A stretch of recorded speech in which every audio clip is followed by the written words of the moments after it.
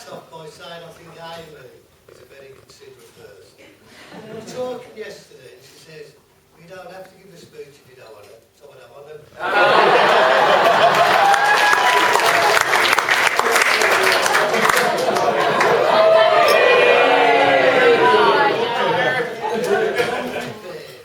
There's things I'd like to say, that's why we should do things now. First I'd like to welcome everybody. I think it's a great testament to Amy and Alex, the distance people have travelled. I mean, we've got Australia, China, America, Ireland. Bernard Kelly. I think, you know, it's a real testament to their friendship that these people travel that far for the wedding. And we thank you very much. Secondly, as you can hear by my voice, I've got a bit of a sore throat. Snakes here. I was talking to Betty yesterday and she told me to be careful being snakes. You know, so. Well, actually, words, she said, if your speech goes too long, I'll cut it.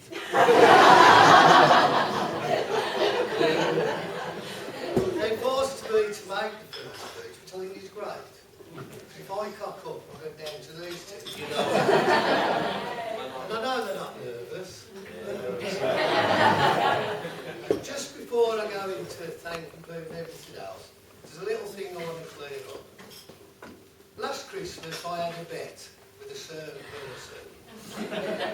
Blackpool knocked me down. And guess what happened?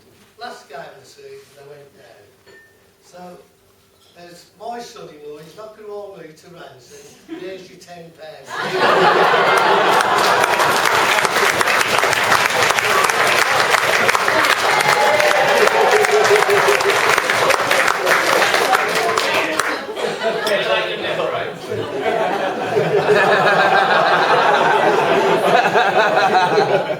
So, I says to Amy, what do you have to talk about? She says, you don't talk about Alex, because that's the best man's job. Yep. That's the word party, yes. And then she just says to me, she says, what are you talking about me? What can you say now? I don't know.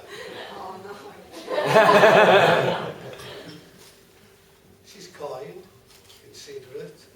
When she was younger, she used to do everything around the house.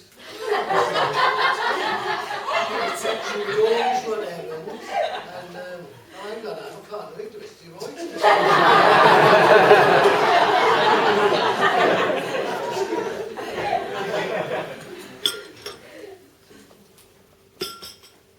There's times when you sort of look back on life, and I was there the other day in the garage, and the photos were there, so I started going through a few of them, and I've got a couple of Amy when she was little, obviously, and there she was on the rug, you know, and me letting there, and, you know, trying to get a photo of her, little eyes were looking up in her hand, and then we tried to stand up before we get a magical moment, but we didn't, but I'll tell you what, it was on the 21st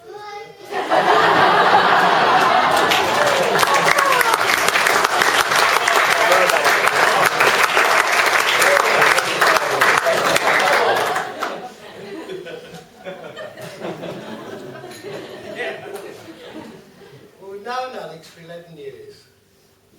It is 11, isn't it? Seems longer, but... I mean, we've known his mum and dad. His mum last week and his dad yesterday. And I always remember the Christmas before last. I mean, it really touched me. Betty come to us in the kitchen, having a cigarette, she said. Mum and dad. And she said, Alex wants to ask you something. What's that? And then he came in, as he does, you know, a bit cheap. I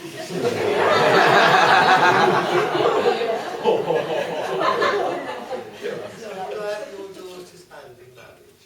And I thought it was ever so sweet. Of course, I said, yeah. I didn't say about bleeding time. I think it was a fantastic day for Amy that Christmas when he proposed. So obviously we were names down in London, but sent all the photos. And if I had to pick somebody for Amy, I don't want to pick a better person than Alex.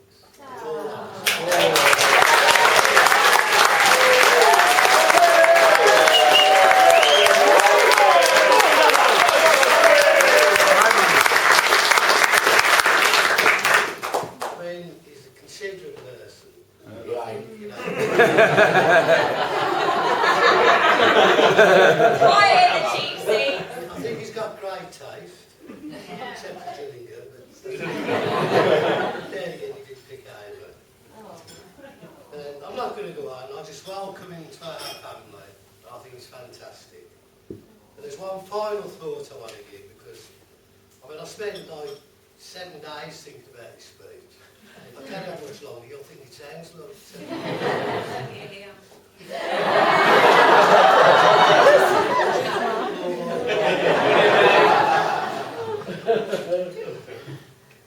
Again, going back to Amy, we were talking the other day, and I'll finish on this one. She says, Dad, you and Mum married a long time, and I said, yeah, 30 odd years, 7 and it.